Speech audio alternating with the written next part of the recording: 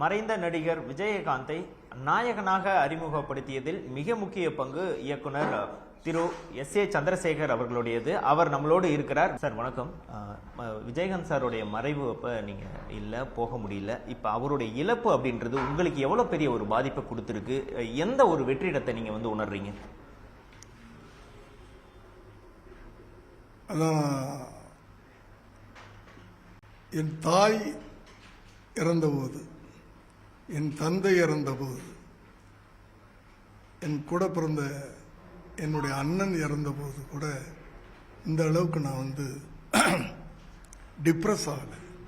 Feel பண்ணியிருக்கேன். Feel வேற, depression வேற. அவங்களாம் இருக்கும்போது என்ன அம்மா இருக்கும்போதே அழுகலையான்னு கேட்டுறாதீங்க, தப்பா. ஃபீல் பண்ணியிருக்கேன். ஆனால் இந்த 28ஆம் தேதியிலேருந்து இன்னைக்கு வரைக்கும் எனக்கு பேச்சு வரல, எனர்ஜி இல்லை. அந்த அளவுக்கு ஒரு தாக்கத்தை கொடுத்துருக்கு. அந்த அளவுக்கு ஒரு பாதிப்பு ஏற்பட்டிருக்கு, உடல் ரீதியா, மன ரீதியா. என்னை நீங்கள் பேட்டி எடுத்திருப்பீங்க, எவ்வளோ பிரைட்டாக உட்காந்து. காலையில் சொன்ன மாதிரி ஊரில் இல்லை, அந்த சம்பவம் நடந்த போது என்னால் வர முடியல. ஆனால் என் மனைவிக்கு தான் தெரியும் அந்த 2 நாள் நான் இங்கே எப்படி இருந்தேன்றது. நான் போன வேலைக்கே நடக்கலைங்க, நான் வெளியே போகல, இங்கே வரவில்லை, அங்கேயே வேலை செய்யலை. அந்த 2 நாள் அப்படியே உட்காந்துட்டேன் நான். அந்த அளவுக்கு மனதளவில் பாதிப்பு. சரி, அப்படியே மறந்துட்டு அப்புறம் இங்கே இறங்கினா முந்தின நாள் நைட்டு திருப்பி இந்த ஞாபகம் வந்துருச்சு. நேற்று காலையில் சமாதிக்கு போகணுன்னு ரெடியான தைரியம் வரல, உண்மையிலேயே தைரியம் வரல. ஏன்னா அந்த மனுஷனை நான் எப்படிலாம் பார்த்துருக்கேன். அந்த மேன்லினஸ், ஒரு ஹீரோ. ஒரு ஹீரோன்றது யாரு? ஆளுமை இல்லை, ஆண்மையோட. ஆண்மைத்தனம்ன்றது வேற, ஆளுமைன்றது வேற. ஆண்மைத்தனம்னு சொல்லுவாங்கல்ல. ஒரு ஹீரோ சினிமாவில் 20 பேரை அடிக்கிறாரு இல்லையா? அது நீங்கள் நம்புறீங்க.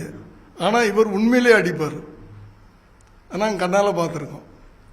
அது என்னையோட திட்டிட்டு அடிதான் டம்மு டும்முன்னு அடிப்பார். அதாவது ஒருத்தர் நேசிக்கிறதுன்றது ஒரு சாதாரண விஷயம் இல்லை.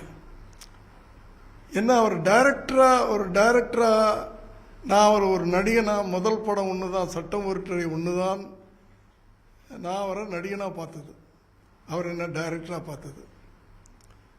அந்த ஒரு படத்தில் நீங்களாம் அந்த ஜென்ரேஷன், உங்களுக்கு தெரியாது, என்னை பற்றி தெரியாது, அவரை பற்றியும் தெரியாது. அவ்வளோ கோவக்காரன் நான், பயங்கரமாக திட்டுவேன். ஒரு 2 நிமிஷம் லேட்டாக வந்தால் அவ்வளோதான் இன்னைக்கு. ஆனால் அப்படியாப்பட்ட டைரக்டர்கிட்ட ஒரு 17 படம் வேலை செஞ்சுருக்காருன்னா அப்போ அவர் மனசில் நான் எந்த இடத்துல இருந்திருக்கேன்னு அர்த்தம். 17 படம் திட்டு வாங்கியிருக்காரு. அவர் மட்டும் இல்லை, எங்கிட்ட நடித்த அத்தனை பேரும், எங்கிட்ட வேலை செஞ்ச அத்தனை டெக்னீஷியன் எங்கிட்ட திட்டு வாங்கியிருக்காங்க. ஆனால் எங்க டைரக்டரும் பாரு, எங்க குருவும் பாரு. அவரை நான் அறிமுகப்படுத்தல. நான் பண்ணது 3வது படம். அடையாளப்படுத்தினேன்னு வேணா சொல்லிக்கலாம். ஆனால் எப்படி அவர் மனசுக்குள்ள நான் அப்படி போய் உட்கார்ந்தேன் அப்படின்றது எனக்கே ஆச்சரியமா இருந்துச்சு. அப்படியாப்பட்ட ஒரு ஆண்மையான, ஒரு ஆண்மைத்தனம் உள்ள, ஒரே நேரத்தில் நிஜமாவே 10 பேர் அடிக்கக்கூடிய. நான் ஒரு இன்சிடென்ட் சொல்லியிருக்கேன், உங்களுக்குலாம் தெரியும்னு நினைக்கிறேன். டி நகரில் ஒரு நைட் ஷூட்டிங் முடிச்சுட்டு 2 மணிக்கு வரும்போது ஒருத்தன் ஒரு கத்தியை வச்சுக்கிட்டு ஒருத்தனை துரத்திட்டு போகிறான். இவர் வர்றாரு, டப்புன்னு காரை நிறுத்திட்டு கத்தியோடு இருக்கிறவன் கையில் ஒன்றுமே இல்லை, துரத்தி போய் அடித்து அவனை போலீஸ் ஸ்டேஷனில் ஒப்படைச்சிட்டு வர்றாரு. இது உண்மையில் நடந்தது, சினிமா இல்லை, சினிமா சீன் இல்லை, உண்மையில் நடந்தது. இவனுக்காக தைரியம் வருமா? நைட்டில் 2 மணிக்கு ஒருத்தன் ஆயுதத்தோடு ஓடுறான், நீ ஓடி போய் பிடிச்சி அவனை அடிக்கிறேன்னா அவன் திருப்பி குத்திருந்தானா என்ன ஆகும்? அதான் ரியல் ஹீரோன்றேன். அப்படியாப்பட்ட ஒரு மனிதன் இந்த அளவுக்கு எப்படி தளர்ந்து போனாரு அப்படின்றதே எனக்கு ஒரு பெரிய கேள்விக்குறியா இருந்துட்டு. இப்போ இந்த கடைசி காலத்தில் அவர் பேசுறதுக்கு கொஞ்சம் இதாக இருந்தது, அவருடைய உடல்நிலை வந்து ஒத்துழைக்காம இருந்துச்சு. அந்த இடங்கள் பார்க்கும்போது உங்களுக்கு எவ்வளவு ஃபீலிங்கா இருந்துச்சு? ஏன்னா உங்க வசனங்கள் பேசி நடிச்சவர், உங்களோட பழகினவர். சொல்றேன், ரியலாவே இப்படியாப்பட்ட ஒரு ஹீரோ எப்படி தளர்ந்து போனாரு, அதை நானே கேள்வி கேட்டு அதுக்கு பதில் தெரியாம முடிச்சுட்டு இருக்கேன். ஆனா நான் வந்து எனக்கு தெரிஞ்ச வரைக்கும் அதான் ஒரு யார்கிட்ட சொல்லிக்கிட்டு இருந்தேன், என்னது ஒரு படம் எடுக்கிறோம், ஷூட்டிங் பண்றது மட்டும் வந்து அந்த படம் உருப்படியாக வந்துடாது. போஸ்ட் ப்ரொடக்ஷன் ஒன்று இருக்கு. அந்த போஸ்ட் ப்ரொடக்ஷனில் தான் ஏதாவது தப்பு பண்ணியிருந்தா கூட கரெக்ட் பண்ணி அந்த படம் ஹிட் ஆகிறதுக்கு காரணமே போஸ்ட் ப்ரொடக்ஷன் தான். நீங்கள் பார்த்தீங்கன்னா பெரிய பெரிய டைரக்டர் இன்னைக்கு வரைக்கும் சரி அன்னைக்கும் சரி படம் ஷூட்டிங் 30 நாள் எடுத்துருவாங்க, போஸ்ட் ப்ரொடக்ஷன் 3 மாதம் பண்ணுவாங்க. ஷூட்டிங் 1 மாதத்தில் பண்ணிடுவோம், போஸ்ட் ப்ரொடக்ஷன் 3 மாதம் பண்ணுவோம். அந்த போஸ்ட் ப்ரொடக்ஷனில் தான் ஒரு படம் வெற்றி தோல்வி. அது மாதிரி இவருக்கு வந்து 2016 ஒரு ஏதோ சர்ஜரி நடந்துச்சு. அதுக்கு பிறகு போஸ்ட் சர்ஜரின்னு ஒன்று இருக்கு, போஸ்ட் சர்ஜரி கேர்னு ஒன்று இருக்கு. அது கரெக்டாக நடந்துச்சா, இது என் கேள்வி. ஏன்னா நான் என்னையும் கேட்டுக்கிட்டது, வேற யார்ட்டையும் கேட்கல. நான் அதெல்லாம் சொல்ல விரும்பலப்பா. அது ஏதோ எங்கேயோ, ஏன்னா அப்படியாப்பட்ட ஆள் பாரு, அப்படின்னாரு, அப்படிப்பாரு, அவரு முடியல இப்படி இருக்காரு அப்படின்னு சொன்னாவே என்னமோ தப்பு நடந்திருக்கு. என்ன தப்பு நடந்திருக்கு? அடுத்தது ஒரு ட்ரீட்மெண்ட் போயிட்டு வந்தோம்னா ஒரு ரெஸ்ட் பீரியட்னு ஒன்று இருக்கு, அது கரெக்டாக நடந்திருக்குமா அந்த ரெஸ்ட் பீரியடு? இதெல்லாம் நான் எனக்குள்ளேயே நான் கேட்டுக்கிறேன். இல்லைன்னா அந்த அப்படியாப்பட்ட ஒரு நான் சொன்னேன்ல, அப்படியாப்பட்ட ஒரு ரியல் ஹீரோ இப்படி தளர்ந்து போறதுக்கு என்ன ரீசன்னு எனக்கு தெரியல. அந்த மனுஷன் கடைசியா அந்த 4 வருஷமா நீங்க சொல்றீங்க பேச முடியல, எந்திரிக்க முடியல, உட்கார முடியல அப்படின்ட்டு, அப்படி ஆகிறதுக்கு என்ன காரணம்? அவர் அப்படி பார்க்கறதுக்கே முடியல உண்மையில. நீங்க அதை இப்போ பார்க்கறதுக்கான முயற்சிகள்லாம் பண்ணீங்களா சார்? இந்த 4 வருஷத்துல வந்து நீங்க சந்திக்கிறதுக்கான வாய்ப்புகள்லாம் கிடைச்சிச்சா? முன்னாடி பார்த்தேன், அதுக்கு பிறகுதான் பார்க்கறதுக்கு வாய்ப்பு இல்லை. கேட்கும்போதெல்லாம் வந்து அவாய்ட் பண்ணிக்கிட்டே இருந்தாங்க, அது ஏன்னு தெரியல. சரி, இனிமே நானும் விட்டுட்டேன். சரி, அவர் பார்த்தாலும் ரெக்கக்னைஸ் பண்ண முடியல அப்படின்ற ஒரு நிலைமையில் இருக்காரு. கடைசியாக பார்த்தது தான் இன்னும் மைண்டில் இருந்துகிட்டு இருக்கு. கடைசியாக பார்த்த 2 வருஷத்துக்கு முன்னாடி என்னை பார்த்த உடனே எந்திரிச்சு கட்டி பிடிக்கணும்னு ஆசைப்படுறாரு. அது உங்களால் புரிஞ்சிக்க முடியுது? புரிஞ்சுக்க முடியுதுன்னா ட்ரை பண்ணுறாருல. நான் கட்டி பிடிக்கிறேன், அவர் அழுகிறார், நான் அழுகிறேன், அவர் கண்ணில் கண்ணீர், என் கண்ணில் கண்ணீர்.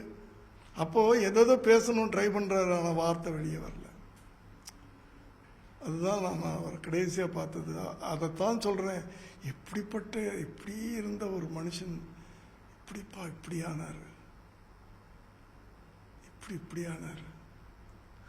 அதனாலேயே எனக்கு வந்து நேற்றெல்லாம் போகிறதுக்கே தைரியம் வரல. முதல்ல இப்போ நீங்கள் 4வது ஆள்னு நினைக்கிறேன் இந்த இதை பற்றி கேட்குறது.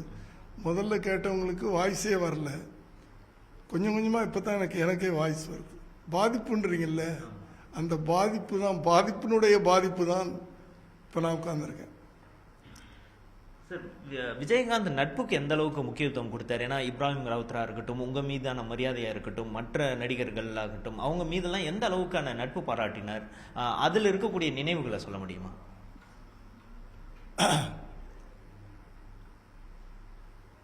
தம்பி, ஒரே வார்த்தையில் நான் சொல்லிட்டேன், அவர் ஒரு நடிகனாக மறையலை, ஒரு அரசியல்வாதியாக மறையலை. அதுக்கு என்ன அது எப்படி புருவாச்சு அப்படின்னா, இப்போ அவர் இறுதி ஊர்வலத்தில் வந்தவங்கெல்லாம் ஓட்டு போட்டிருந்தாங்கன்னா அவர் சிஎம் ஆகிருப்பார். கரெக்டாக? அப்போது அவர் அரசியல்வாதியாக வந்து அவங்க பார்க்கல. நல்லா புரிஞ்சுக்குங்க, நடிகனாக வந்து பார்க்கல. ஏன் ஒரு நடிகன், எத்தனையோ நடிகர்கள் இறந்துருக்காங்க, இந்த கூட்டம் வந்திருக்கா? அப்போ நடிகனாகவும் அவங்க பார்க்கல, அரசியல்வாதியாகவும் பார்க்கல, இதெல்லாம் தாண்டி ஒரு மனிதனாக பார்த்துருக்காங்க.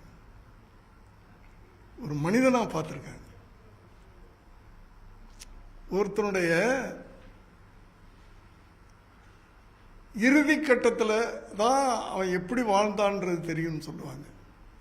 நீ உயிரோடு இருக்கும்போது எப்படி வாழ்ந்தேன்றது வந்து நீ இறந்த பிறகு தான் தெரியும்னு சொல்லுவாங்கல்ல. அது தெரிஞ்சுதா உருவத்தில்? நான் எங்கேயோ இருந்து பார்க்குறேன்ல, எந்த வேலையும் இல்லாமல் வர்றதுக்கு முடியாமல் டிவி முன்னாடி உட்காந்துட்டு அந்த கூட்டத்தை பார்க்குறேன்ல. ஏன் இன்னைக்கு 10வது நாள் நான் போகிறேன். 10வது நாள் இருக்குமா? 28 ஒரு வாரம் ஆகுது. இன்னைக்கு நான் போகிறேன். க்ரௌடு இன்னைக்கு போய்கிட்டு இருக்கிறாங்களே. எந்த தலைவனுக்கு இப்படி ஆச்சு? அரசியல்வாதியால அவர் போல, நடிகனாவும் போல,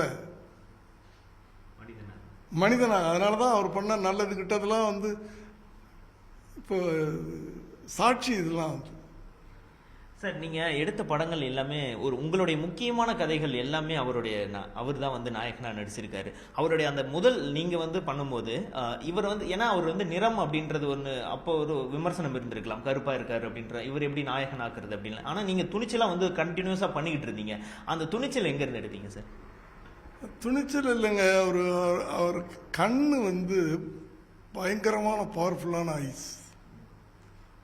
ஒரு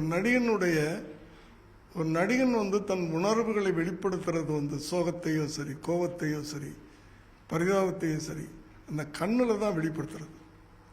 அந்த காலத்து டிராமாங்களில் எனக்கு கோபம் வருகிறது, மீசை துடிக்கிறது அப்படின்னு டைலாக்ல சொல்லுவோம். இப்போ அப்படிலாம் சொல்ல முடியாது.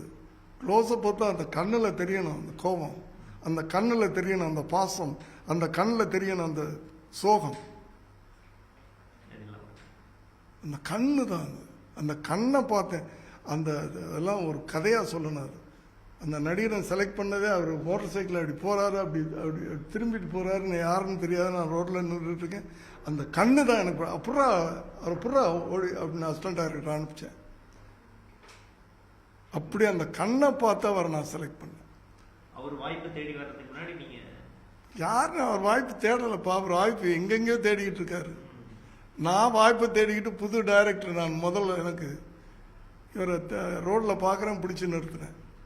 நடிக்கிற யாருன்னே தெரியாது, என் படத்தில் நடிக்கிறியா. அப்படி செலெக்ஷன். அது அடுத்தது கலர் வந்து கருப்புன்றதும் தமிழனுடைய கலர்ப்பா.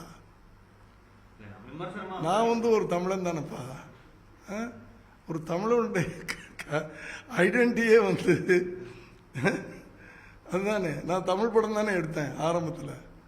அதுக்கப்புறம் அந்த படம் சக்ஸஸ் ஆன ஒன்றா அடுத்த லாங்குவேஜுக்கு போனே தவிர, ஒரு தமிழ் படம் எடுத்தேன், தமிழ் படத்தில் ஹீரோவை போடுறேன். அவனை வந்து எல்லாரும் அக்செப்ட் பண்ணணும்னா அவன் தமிழனை தானே போடணும். அப்போ தமிழ் கலர் தானே ஈஸியாக போய் ரீச் ஆகும். நீங்கள் தமிழ் படத்தில் சக்ஸஸ் ஆன ஹீரோக்கள்லாம் பார்த்தீங்கன்னா ரொம்ப ரேராக தான் ரொம்ப கலரான ஹீரோஸ் வந்து ஹிட் அடிச்சிருக்காங்க இல்லையா? அதுக்கு பல உதாரணங்கள் சொல்லலாம். அதனால கலர்லாம் அது ஆண்மைத்தனம், தைரியம், கண்ணு தான். சார், இப்போ இந்த கடைசி அந்த 15 ஆண்டுகள் இருக்குல்ல, இப்போ அரசியலுக்கு வந்த பின்னாடி அவர் வந்து விமர்சிக்கப்பட்டதை நீங்க எப்படி பாக்குறீங்க? தம்பி, இன்றைக்கு நான் பேட்டி கொடுக்க உட்கார்றேம்மா. என் உணர்வை பதிவு செய்ய உட்கார்ந்துருக்கேன். நான் பதிவு பண்ணிட்டேன். இன்னொரு நாள் வச்சுக்கலாம்.